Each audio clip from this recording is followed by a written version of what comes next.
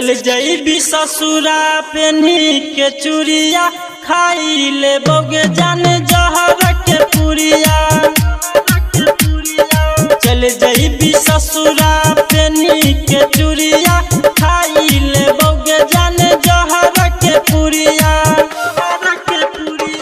तोरा बिना अब अकेला के जीवोगे, तोरा बिना अब अकेला के जीवो मार के जाई छी दिल पर तू चूड़िया। चल जइबी ससुरा पेन्ही के चूड़िया खाई ले बोगे जान जहर के पुरिया। चल जइबी ससुरा पेन्ही के चूड़िया खाई ले बोगे जान जहर के पुरिया।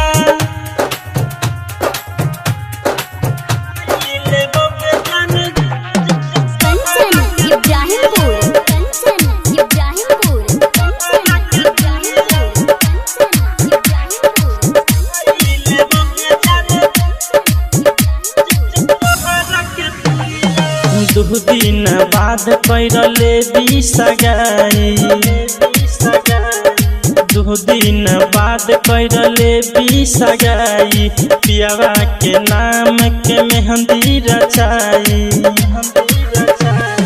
संगे जियाब हम संगे मरब गे, संगे जियाब हम संगे मरब हमारा से खइले रही तू क्रिया। चल जइबी ससुरा पेन्ही के चूड़िया खाई ले बोगे जान जहर के पुरिया। चल जइबी ससुरा पेन्ही के चूड़िया खाई ले बोगे जान जहर के पुरिया।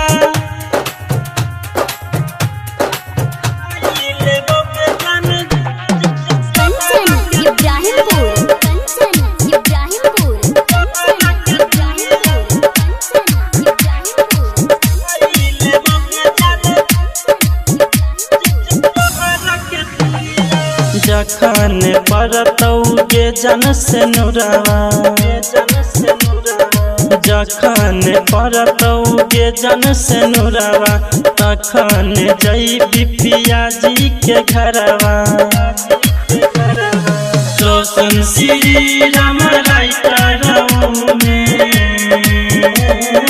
रोशन श्री राम राइटर में शिव सावरिया से बनाई के दूरिया। चल जइबी ससुरा पेन्ही के चूड़िया खाई ले बोगे जान जहर के पुरिया।